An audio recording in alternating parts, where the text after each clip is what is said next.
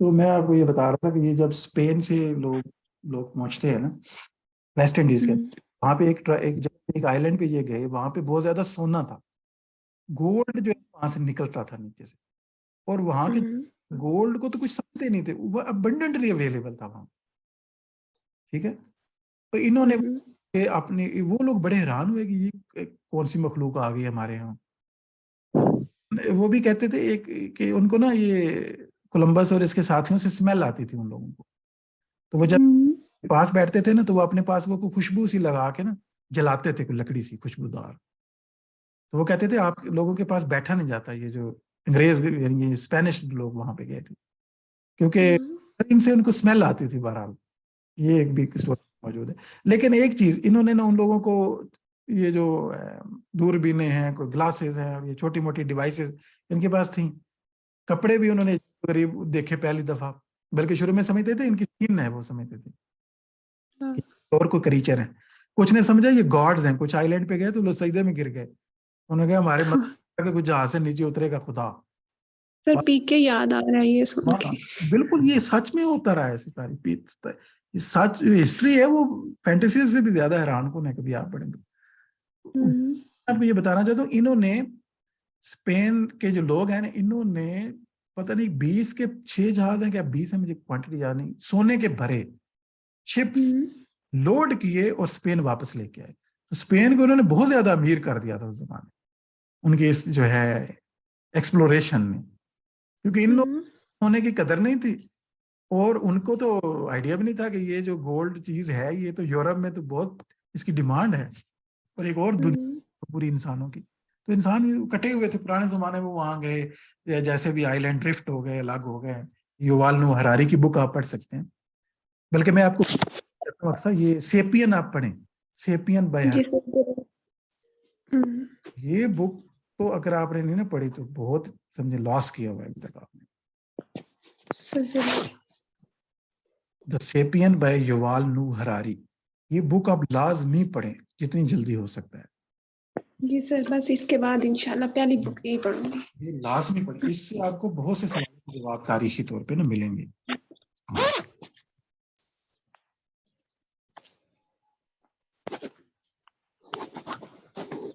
अच्छा, तो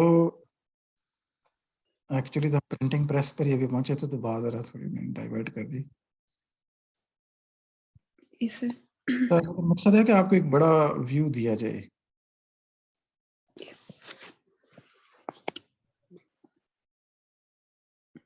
अच्छा जी, यहाँ तक आपके जहन में कोई क्वेश्चन तो नहीं आ रहा। अच्छा, कल वो इम्प्रेशनिज्म एक्सप्रेशनिज्म भी मैंने देखा था, शायद अभी हमारी फातिमा जो है वो है ही नहीं। Sir I don't know where they are. Signal issue था।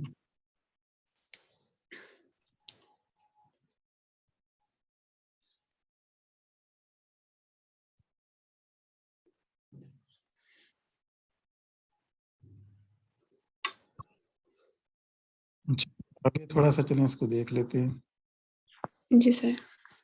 मैं बल्कि आपको स्क्रीन शेयर भी दे देता हूँ साथ, नजर भी आना शुरू हो, मैं क्या देख रहा हूँ साथ साथ।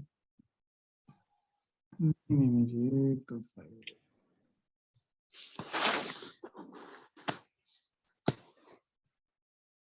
ये अच्छा, क्या नजर आ रहा है? नजर आ रही है file? Yes. Yes, the history of Pakistani literature in English. ये नजर आ रही है? अच्छा, मुझे तो कोई और नजर आ रही है।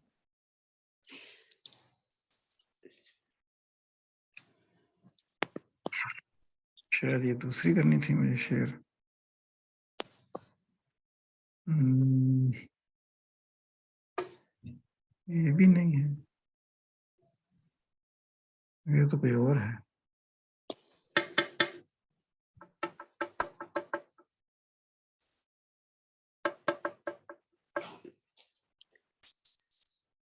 इसमें तो रेफरेंसेस।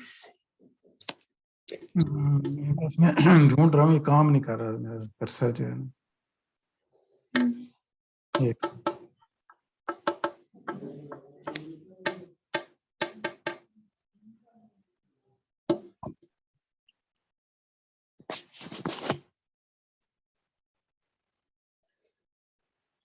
हाँ, नजर आएगी। प्रिंटिंग प्रेस 1476 में जो है इन्वेंट होती है। यस। ये वॉयज टू कोलंबस का भी जिक्र है, 1492 में किया था इसने। खैर ये सारे आपको लेक्चर पढ़े हुए हैं, हम तो बस ऐसे रिवाइज करने लगे थे। फिर आपको पता है फ्रेंच का जो आना है उसने बड़ा इम्पैक्ट डाला इनके ऊपर, ठीक है। ये यस। वेस्ट ऑफ इंग्लैंड है, 1066 में विलियम द नॉर्मैंडी जो है, very very important incident in the history of English literature also and language also, क्योंकि now new influence has come. Anglo Saxon जो लैंग्वेज है वो ग्रेजुअली डेवलप होती हुई उस पे लैटिनाइज्ड होती है, उसमें लैटिन आता है, और फिर अब वो फ्रेंचाइज हो जाती है, यानी फ्रेंच। और इसने सोशल कल्चर पे भी असर डाला, इंग्लिश को एक दूसरी जबान का दर्जा दे दिया गया, जिससे वो बड़ी मुश्किल से बाहर निकली है। यहाँ इस जमाने को हम कहते हैं educated man for the next 3 centuries were trilingual. अब पढ़े लिखे लोग 3 जबानें बोलते थे, यानी ये सिर्फ हमारा नहीं मसला है कि पाकिस्तानी जो है वो उनके रिलीजन की लैंग्वेज अरब है, उनकी घर की लैंग्वेज पंजाबी है, नेशनल लैंग्वेज उर्दू है, और लैंग्वेज जो है वो इंग्लिश है। हम तो खैर 4-5 जमानों में फंसे हुए हैं। अंग्रेज भी एक इस टाइम पे फंस गए थे, और उनकी लैंग्वेज लैटिन थी, उनकी जो है कोर्ट की लैंग्वेज यानी रॉयल लैंग्वेज, पढ़े लिखे होने की लैंग्वेज फ्रेंच थी, और आम जो घर में बोलते थे वो इंग्लिश थी। तो ये इसने डायलेक्ट चेंज लाया, इसने लैंग्वेज के अंदर नई वोकैबुलरी लाई, बहुत सारे इसी टाइम पे लफ्ज जो हैं आए, और बहुत सारा लिटरेचर भी आया, साथ लिटरेचर का इन्फ्लुएंस आया इसके ऊपर।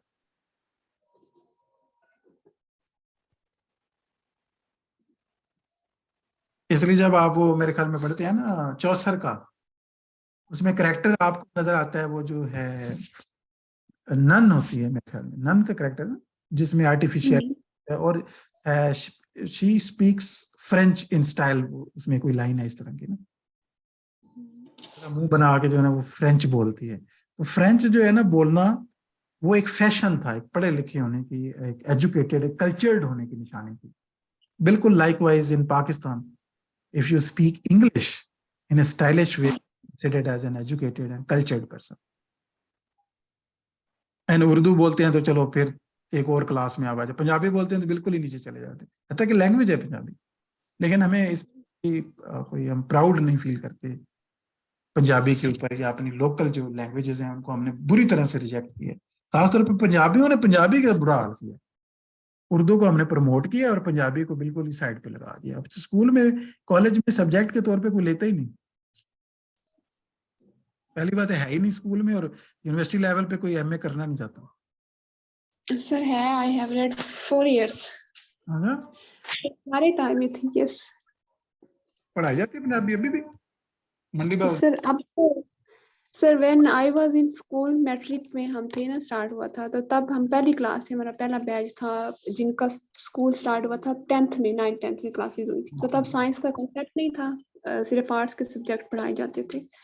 तो एक ये हमारा कोर्स था पंजाबी का भी। Yes। और उसके बाद तो सर आपको पता है सारी एजुकेशन घर की है। उसके अलावा हम आगे देखते हैं एपिक और रोमांस का टाइम आता है। पुराने जमाने में एपिक के दरमियान में एक रोमांस लिटरेचर भी आएगा, और रोमांस लैंग्वेजेस भी हैं जो लैटिन से ड्राइव लैंग्वेजेस हैं, उनको रोमांस लैंग्वेजेस कहा जाता है, जैसे फ्रेंच है, पुर्तगीज है, स्पेनिश है। ये तीनों ना डॉक्टर हैं लैटिन की, मॉडर्न इटालियन है ये चारों। ये जो इटालियन है ये लैटिन से ड्राइव्ड है, स्पेनिश भी, फ्रेंच भी, और पुर्तगीज भी।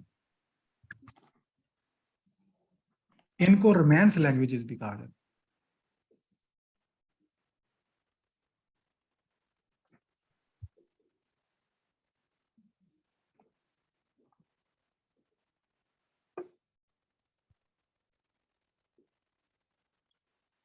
बाकी ये जैफरी ने लैटिन हिस्टोरिया जो लिखा था वो इतना ज्यादा इम्पोर्टेंट नहीं है।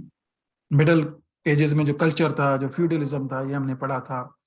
नाइट्स का जो था, शिवलरी और रोमांस का, ये जो कोड ऑफ शिवलरी है वो भी आप जानते हैं। नहीं तो लेक्चर में जा थोड़ा सा आपने इसको डायरेक्ट इंटरव्यू में तो मुश्किल है इसके ऊपर कोई क्वेश्चन करे।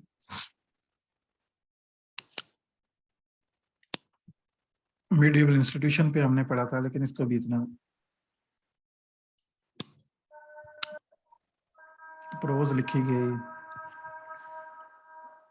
हाँ, चौसर के टाइम पे जो इम्पोर्टेंट आथर है ना, yes. और भी साथ जो जो लिख रहे थे, वो जॉन गॉवर का बड़ा नाम है चौसर के साथ। 3 books in 3 languages. 3 लैंग्वेजेस में गॉवर ने लिखा, चौसर ने सिर्फ इंग्लिश में लिखा। अब ये जो चौसर का इंग्लिश में लिखना है, अब थोड़ा सा बैकग्राउंड में आपको आइडिया होगा, एक ऐसे कल्चर में जहाँ मजहब की जबान लैटिन है और जहाँ कभी भी बहुत ज्यादा इज्जत की निगाह से देखी जाती है, क्योंकि रॉयल जो फैमिली है वो फ्रेंच ही थी, वो हमेशा से Yes. फ्रेंच थी। लेकिन अब वो अंग्रेज होते जा रहे थे ग्रेजुअली, इंग्लिश लोगों के साथ ढल मिल रहे थे। लेकिन फिर भी चौसर का ये स्टेप लेना कि आम लोगों की जबान में पोइट्री करना, ये एक रेवोल्यूशनरी स्टेप था उस जमाने के लिए। इंग्लिश को इतनी ग्रेस ही नहीं थी उस टाइम पे। आज आप अगर एक नॉवल लिखें और वो पंजाबी में लिखें तो ये वही वाला हाल, यानी उर्दू में भी ना लिखें, इंग्लिश में भी ना लिखें, पंजाबी तो बिल्कुल तीसरे लेवल पे खड़ी है। तो ये वो वाला काम चौसर ने किया। गावर ने तीनों जबानों में जो है ना वो पोएट्री की। मतलब इनकी ड्रीम पोएट्री सी है। लेकिन सबसे बड़ा पोएट अगर मिडिल एजेस में आप देखते हैं, एंड पे ऊपर, मॉर्निंग स्टार भी से कहते हैं, रेनेसांस, Renaissance. शेफरी चौसर है। बिल्कुल.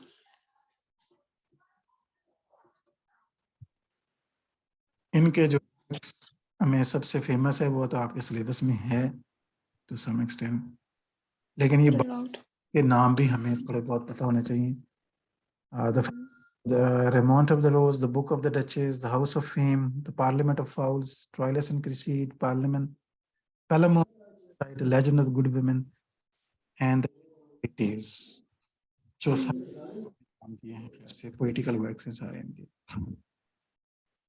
कैंटरबरी हैं, फेमस है, और आपके एमए के सिलेबस में सिर्फ prologue to the Canterbury Tales जो इब्तदाई है बस, कैंटरबरी टेल सारी नहीं है। बाकी हमने इसको थोड़ा थोड़ा देखा था, और इनके अंदर क्या है अपने टाइम में समझने की, कि पार्लियामेंट ऑफ हाउस के अंदर क्या है, वो क्या ड्रीम है, legend of the good women जो है वो क्या है, ट्रायलस एंड क्रिसीड ये एक एपिक में से ली गई एक स्टोरी है जिसको इन्होंने यहाँ पे दोबारा से लिखा।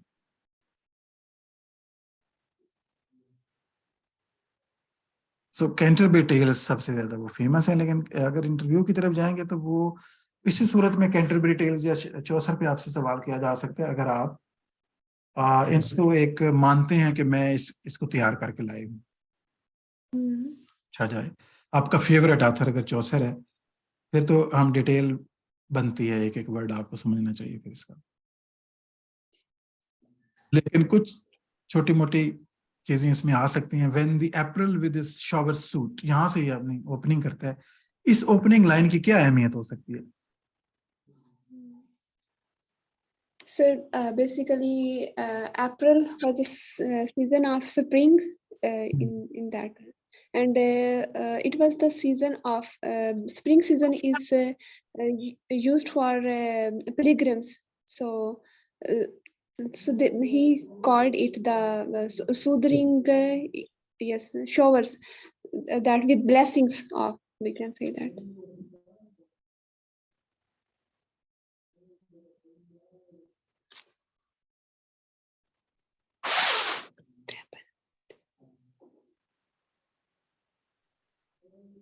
सर इसका आंसर पॉसिबल ये हो सकता है कि जो स्वीटेस्ट मंथ इसको इसलिए कंसीडर किया जाता है कि एक तो अप्रैल को एसोसिएट किया जाता है क्राइस्ट की रेजरेक्शन से, और दूसरा ये कि ईस्टर का भी रेफरेंस इसी मंथ में मिलता है, इसलिए वो कहते हैं ये स्वीटेस्ट है। और फिर वो जवाब भी एक सेक्रेट जर्नी के लिए दें, तीसरी वजह ये हो सकती है। क्योंकि अगर हम इसके ही रेफरेंस में, इसके रिवर्स में एलियट को देख लेते हैं ना, तो वो इसको क्रूलेस्ट कहता है, तो वो इसीलिए वेट, सॉरी सेइंग वेट।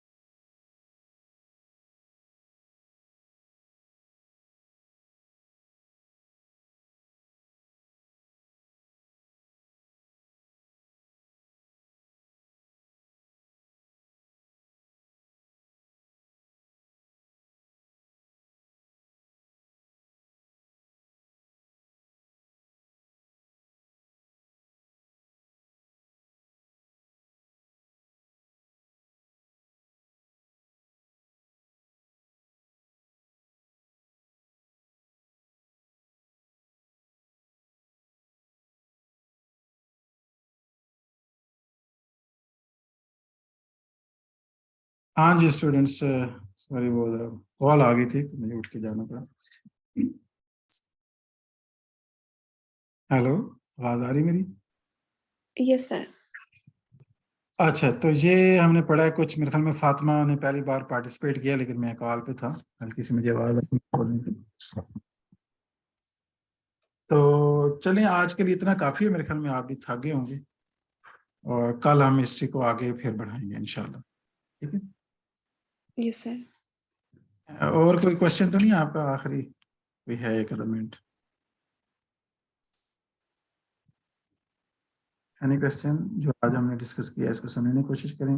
मैंने कोशिश की है कि वो हिस्ट्री को एक ना इंटरव्यू पर्सपेक्टिव से देखता चलूं, क्या क्या यस सर। एक स्कॉलर से क्या पूछा जा सकता है, बड़ी बात क्या की जा सकती है।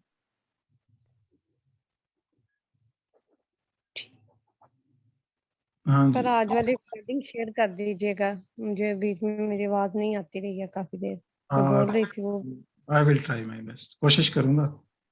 मसरूफियत बड़ी चल रही है, आप भी कह रहे होंगे। मेरा खुद आपने देखा है, मेरे पास इवन चैनल है, उस पर कोई चीज अपलोड नहीं हुई पिछले काफी अरसे से।